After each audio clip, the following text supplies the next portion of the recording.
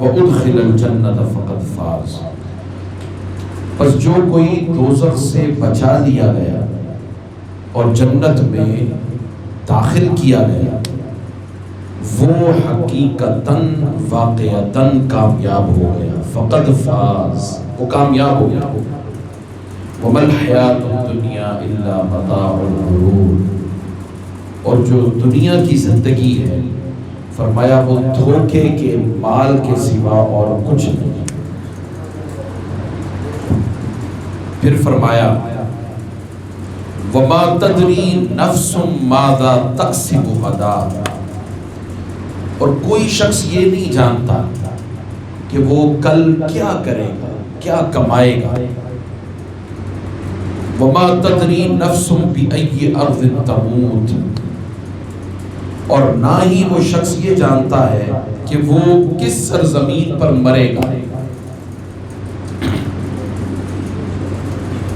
ان اللہ علیم خبیر، لیکن جسے اللہ پاک بتا دے، خاص کر لے، وہ یہ جان لیتا ہے۔ جیسے ہم نے رات کو بیان کیا کہ حضور کی حدیث پاک تھی کہ حضور نے فرمایا کہ جبرائیل امی خبر لے کر آئے، اخبرنی جبرائیل ان ابنی الحسین یقتل بارض العراق یقال لها کربلا۔ تو اللہ پاک نے حضرت امام حسین علیہ السلام کی شہادت حضور صلی اللہ علیہ وسلم کو بتا دی، اور وہ جگہ، وہ مقام کہ جہاں آپ کی شہادت ہونا تھی، اس مقام سے بھی حضور کو مطلع فرما دیا، باخبر کر دیا۔ فرمایا فَإِذَا جَاءَ أَجَلُهُمْ لَا يَسْتَأْخِرُونَ سَاعَةً وَلَا يَسْتَقْدِمُونَ، پھر جب ان کا مقررہ وقت آ پہنچتا ہے، یعنی موت جب آ جاتی ہے، تو وہ نہ ایک گھڑی پیچھے ہو سکتے ہیں وَلَا يَسْتَقْدِمُونَ، اور نہ ہی آگے بڑھ سکتے ہیں۔ موت آتی ہے، بندہ یہ سمجھتا ہے کہ شاید میں یہ بھی جمع کر لوں، یہ بھی جمع کر لوں۔ الہاکم التکاثر حتی زرتم المقابر، تمہیں مال کی کثرت نے ہلاک کر دیا یہاں تک کہ تم نے قبروں کے منہ جا دیکھی۔ اللہ رب العزت نے فرمایا حتی اذا جاء احدهم الموت قال رب ارجعون،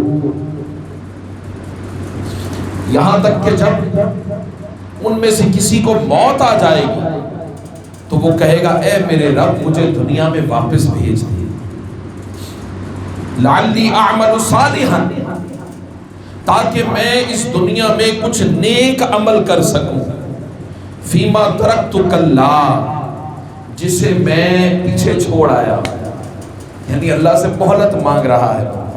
انہا کلمۃ هو قائلها، یہ وہ کلمہ ہے، یہ وہ بات ہے کہ جسے بطور حسرت وہ کہے گا، حسرت کے ساتھ، کہ جب عمل کی ساری دنیا کٹ جائے گی اب حساب شروع ہوگا۔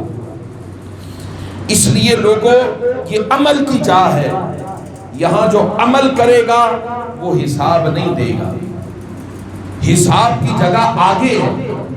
ایک دوسرے کو جب کوئی نیکی کی بات کرتا ہے نا تو کہتے ہیں کہ میرا اللہ سے معاملہ ہے، تو کون ہوتا ہے مجھ سے ایسی بات کرنے والا، ہوتا ہے نا ایسا۔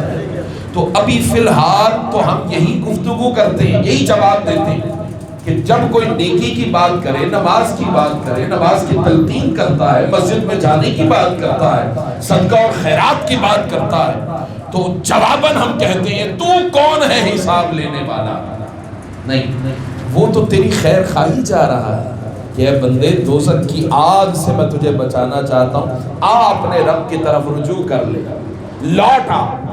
وہ تو لوٹ آنے کے لیے تجھے ترغیب دے رہا ہے، مگر تو جواباً کہتا ہے تو میرا کیا حساب لے گا؟ ہاں، آج عمل کا دن ہے، حساب کا نہیں، کل حساب کا دن ہوگا، عمل کا نہیں۔ یہ وہ بات کہے گا انہا کلمۃ هو قائلها، یہ بات اس وجہ سے کہے گا کہ وہ بطور حسرت کی بات کر رہا ہوں۔ وَمِن وَرَائِهِمْ بَرْزَخٌ إِلَى يَوْمِ يُبْعَثُونَ، اور ان کے آگے اس دن تک ایک پردہ حائل ہے جس دن وہ قبروں سے اٹھائے جائیں گے، یعنی عالم برزخ میں ہوگا، نہ روز حشر اور نہ دنیا میں واپس جانے کے بعد، درمیان میں وہ رہے گا۔ حضرت ابو موسیٰ رضی اللہ تعالیٰ عنہ روایت کرتے ہیں حضور نبی اکرم صلی اللہ تعالیٰ علیہ وسلم سے، قال من احب لقاء اللہ احب اللہ لقاءہ، جو شخص اللہ کی ملاقات سے محبت کرتا ہے، پسند کرتا ہے کہ میں رب سے ملاقات کروں، احب اللہ لقاءہ، اللہ بھی یہ پسند کرتا ہے کہ وہ اپنے بندے سے ملاقات کرے۔ ومن کرہ لقاء اللہ کرہ اللہ لقاءہ، فرمایا جو اللہ کی ملاقات کو ناپسند کرتا ہے اللہ بھی اس سے ملاقات کو پسند کرتا ہے۔ حضرت ابو ہریرہ رضی اللہ تعالی عنہ روایت کرتے ہیں ان رسول اللہ صلی اللہ تعالی علیہ وسلم قال قال اللہ اذا احب عبدی لقائی احببت لقاءہ واذا کرہ لقائی کرہت لقاءہ۔ یہ حدیث جو ہے وہ بخاری شریف میں آئی، حضرت ابو ہریرہ رضی اللہ تعالیٰ عنہ سے مروی ہے، رسول اللہ صلی اللہ علیہ وسلم نے فرمایا جب بندہ میری ملاقات کو پسند کرتا ہے تو میں بھی اس کی احببت لقاءہ، اس کی ملاقات کو پسند کرتا ہوں، وَإِذَا كَرِهَ لِقَائِي، اور جب بندہ میری ملاقات کو پسند نہیں کرتا كَرِهْتُ لِقَاءَهُ، میں بھی اس کی ملاقات کو پسند نہیں کرتا۔ عن علی بن ابی طالب قال ارتحلت الدنیا مدبرتاً وارتحلت الآخرة مقبلتاً وَلِكُلِّ وَاحِدٍ مِّنْهُمَا بَنُونَ۔ حضرت علی رضی اللہ تعالی عنہ وہ رسول اللہ صلی اللہ تعالی علیہ وسلم سے روایت کرتے ہیں، فرمایا کہ دنیا پیٹھ پھیر کر چلی جانے والی ہے، وَارْتَحَلَتِ الْآخِرَةُ مُقْبِلَةً، اور آخرت پیش آنے والی ہے، یعنی دیکھتے ہیں قبر میں لوگ چھوڑا واپس چلے گئے، ایسے ہی اب آگے کیا ہے، آگے آخرت ہے۔ وَلِكُلِّ وَاحِدٍ مِّنْهُمَا بَنُونَ، اور ان دونوں میں سے ہر ایک دوسرے کے بیٹے ہیں، ان میں سے ہر ایک کے بیٹے ہیں۔ فَكُونُوا مِنْ أَبْنَاءِ الْآخِرَةِ، مگر تم آخرت کے بیٹے بنے، وَلَا تَكُونُوا مِنْ أَبْنَاءِ الدُّنْيَا، اور دنیا کے بیٹے نہ بن جانا۔ فَإِنَّ الْيَوْمَ عَمَلٌ وَلَا حِسَابًا، کیونکہ آج عمل ہے حساب نہیں ہے، وَغَدًا حِسَابٌ وَلَا عَمَلٌ، لیکن کل حساب ہوگا عمل نہیں ہوگا۔ سامعین محترم، حضور صلی اللہ تعالیٰ علیہ وسلم کا اپنا طریقہ مبارکہ کیا تھا؟ حضرت عائشہ صدیقہ رضی اللہ تعالیٰ عنہ فرماتی ہیں کہ جس وقت رات حضور صلی اللہ تعالیٰ علیہ وسلم نے میرے پاس قیام کرنا ہوتا تو میں دیکھتی حضور صلی اللہ تعالیٰ علیہ وسلم پچھلے پہر اٹھتے اور اٹھ کر جنت البقیع تشریف لے جایا کرتے، بقیع قبرستان چلے جاتے اور وہاں جا کر فیقول السلام علیکم دار قوم مؤمنین، اے مومنو تمہیں میرا سلام، وَآتَاكُمْ مَا تُوعَدُونَ، جس چیز کا تم سے وعدہ کیا گیا ہے وہ تمہارے پاس آ گئی ہے، غَدًا مُؤَجَّلُونَ، اور اگر اللہ نے چاہا تو ہم بھی تم سے ملنے والے ہیں، وَإِنَّا إِن شَاءَ اللَّهُ بِكُمْ لَاحِقُونَ۔ پھر فرمایا اللہم اغفر لی لِأَهْلِ بَقِيعِ الْغَرْقَدْ، میرے آقا کریم ہاتھ اٹھا کر بقیع والوں کے لیے پھر مغفرت کی دعا کیا کرتے تھے۔ حضرت ابو ہریرہ رضی اللہ تعالیٰ عنہ روایت کرتے ہیں رسول اللہ صلی اللہ علیہ وسلم نے فرمایا اکثروا ذکر ہاذم اللذات یعنی الموت، کہ رسول اللہ صلی اللہ علیہ وسلم نے فرمایا لذتوں کو ختم کرنے والی چیز یعنی موت کو زیادہ یاد کیا کرو، موت کو زیادہ یاد کیا کرو۔ پھر فرمایا حضرت ابی بن کعب رضی اللہ تعالیٰ عنہ سے روایت ہے کہ جب رات کا تہائی حصہ گزر جاتا تو حضور صلی اللہ تعالیٰ علیہ وسلم اٹھتے اور لوگوں کو پکار پکار کر کہتے یا ایھا الناس اذکروا اللہ، یا ایھا الناس اذکروا اللہ، لوگوں اٹھو اللہ کا ذکر کرو، اللہ کو یاد کرو۔ جاءت الراجفۃ تتبعها الرادفہ، جاء الموت بما فیہ، جاء الموت بما فیہ۔ آقا لوگوں کو پکار پکار کر کہتے کہ پہلا نفخہ قیامت کا آ چکا ہے اور دوسرا نفخہ اس کے تابع ہے اور وہ آنے والا ہے۔ اور پھر فرماتے جاء الموت فیما فیہ، کہ لوگوں موت اپنی ہولناکیوں سمیت آ پہنچی، موت اپنی سختیوں سمیت آ پہنچی۔ یہ لوگوں کو میرے آقا کریم صلی اللہ علیہ وسلم کن سے حضور فرما رہے ہیں؟ بولے صحابہ کرام نے سنا، وہ عظیم لوگ، کائنات میں ان سے بہتر لوگ ہی کوئی نہیں۔ جب ان کے لیے میرے آقا کریم صلی اللہ تعالیٰ علیہ وسلم بار بار فرماتے کہ لوگوں موت کو یاد کیا کرو، اللہ کو یاد کیا کرو، اور موت وہ چیز ہے کہ جو عقل مندوں کو نصیب ہوتی ہے، بے وقوفوں کو نصیب نہیں ہوتی۔ پھر آقا دو جہاں صلی اللہ تعالیٰ علیہ وسلم، اس کو حضرت عبداللہ ابن مسعود رضی اللہ تعالیٰ عنہ روایت کرتے ہیں، ان رسول اللہ صلی اللہ علیہ وسلم قال كنت نهيتكم عن زیارت القبور فزوروها فإنها تزهد في الدنيا وتذكر الآخرة۔ حضرت عبداللہ ابن مسعود رضی اللہ تعالیٰ عنہ فرماتے ہیں رسول اللہ صلی اللہ علیہ وسلم قبرستان جب جاتے آپ صلی اللہ تعالیٰ علیہ وسلم نے فرمایا لوگوں میں نے تمہیں قبروں کی زیارت سے روکا تھا، نہیتکم عن زیارت القبور فزوروها، اب میں تمہیں اجازت دیتا ہوں کہ جاؤ قبروں کی زیارت کیا کرو۔ بھئی کیوں کیا کریں؟ کیوں کیا کریں؟ وہاں جا کر کوئی دھمالیں ڈالنی ہے؟ کیا کرنا ہے؟ وہاں کسی قبر والے کے سامنے سجدہ ریز ہو جائیں گے؟ وہاں کیا کرنا ہے؟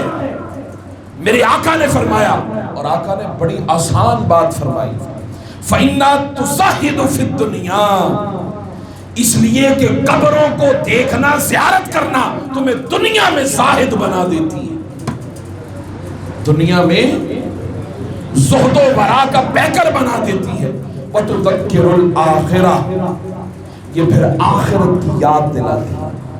تو اگر آخرت کی یاد آ جائے تو 100 بار جاؤ، اگر تم زاہد بن گئے تو 1000 بار جاؤ، لیکن اگر ساری زندگی قبروں کی زیارت بھی کرتے رہے، قبرستان بھی جاتے رہے، مگر تمہارے اندر زہد و ورع کی قوت پیدا نہ ہو سکی، دنیا سے بے رغبتی پیدا نہ ہو سکی، اللہ کی یاد میں تم مست و بے خود نہ ہو سکے، تو پھر سمجھ لینا کہ تم نے قبروں پر جانے کا حق ادا کیا ہی نہیں ہے۔ یہ کوئی دوسری تیسری چوتھی بات نہیں، حضور نے بالکل سادی سادی بات فرما دی۔ حضرت ابن عمر رضی اللہ تعالیٰ عنہ، عبداللہ ابن عمر رضی اللہ تعالیٰ عنہ کے بیٹے روایت کرتے ہیں کنت مع رسول اللہ صلی اللہ علیہ وسلم، ایک دن میں حضور کے ساتھ تھا، فجاءہ رجل من الانصار، انصار میں سے ایک آدمی حاضر بارگاہ ہوا حضور کی بارگاہ میں، فسلم علی النبی صلی اللہ تعالی وسلم ثم قال، اور اس نے بارگاہ نبوی میں سلام عرض کیا، حضور نے قبول کیا، ثم قال یا رسول اللہ صلی اللہ تعالی وسلم ای المؤمنین افضل، عرض کرنے لگا یا رسول اللہ کون سا مومن افضل ہے؟ میرے آقا کریم صلی اللہ تعالی علیہ وسلم نے فرمایا، سنیں بڑی توجہ طلب بات ہے، آقا نے فرمایا قال احسنهم خلقا، جو خلق میں اخلاق میں سب سے اچھا ہے، قال فأي المؤمنین اکیس، یا رسول اللہ یہ بھی بتائیں کہ عقل مند اور دانا کون ہے؟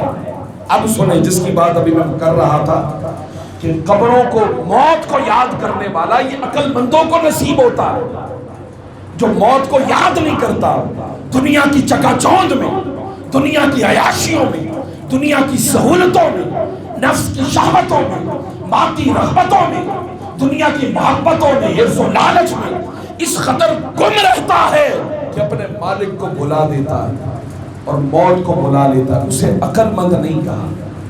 اسے عقل مند جو دنیا والے ہیں ان کے لیے کہا یہ تو بے وقوف ہیں. وَمَا الْحَيَاةُ الدُّنْيَا إِلَّا مَتَاعُ الْغُرُورِ، یہ تو دھوکے کا سامان ہے دنیا، اس کے سوا کچھ نہیں. ساری زندگی بچپن سے لڑکپن سے جوانی، جوانی سے بڑھاپا آیا. جب اس سے پوچھے کتنا وقت گزارا، اس نے کہا ابھی کل کی تو بات ہے. وَمَا الْحَيَاةُ الدُّنْيَا إِلَّا مَتَاعُ الْغُرُورِ. اور حضرت مولا علی کرم اللہ وجہہ الکریم نے فرمایا الدنیا مسرع العقول، دنیا ایسا ٹھکانہ ہے جو عقلوں کو برباد کر دیتا ہے. اب دنیا منیت الاشقیاء، فرمایا دنیا بدبختوں کا ٹھکانہ ہے. اب دنیا سوق الخسران، دنیا ایک ایسا بازار ہے کہ جس نے بھی اس بازار میں سودا کیا وہ ہمیشہ گھاٹے میں رہا. پھر فرمایا فَأَيُّ الْمُؤْمِنِينَ أَكْيَسُ، یا رسول اللہ بتائیں عقل مند مومن کون ہے؟ آپ نے فرمایا قال اکثرهم للموت ذکرا واحسنهم لما بعده استعدادا اولئک الاکیاس. آقا نے فرمایا جو ان میں سے سب سے زیادہ موت کو یاد کرنے والا ہے وہ سب سے عقل مند ہے، اور اس کے بعد پھر اس کی اچھی تیاری کرنے والا. یعنی موت کو یاد بھی کرنا اور اس کی اچھی تیاری بھی کرنا. اس کے بارے میں آقا جہاں صلی اللہ علیہ وسلم نے کیا فرمایا؟ وہ سب سے زیادہ عقل مند ہے. یہ چند چیزیں میں نے موت کے حوالے سے آپ کے سامنے رکھی احادیث مبارکہ کی روشنی میں کہ موت ایک ایسی حقیقت ہے کہ جس کا مزہ ہر انسان نے چکھنا ہے. کوئی کسی مذہب سے تعلق رکھے، کوئی کسی مذہب سے تعلق رکھے، مگر موت پر ہر کسی کا ایمان ہے کہ مرنا ہے. مرنا تو ہے مگر موت تو وہ ہے جو اللہ کی راہ میں آئے گا، اللہ کی راہ میں قربان کی جائے. اگر زندگی اللہ کی راہ پر چل رہی ہے اور اللہ رب العزت کے احکامات کی پابندی ہو رہی ہے تو پھر تو زندگی زندگی ہے، اور اگر ایسا نہیں ہے تو پھر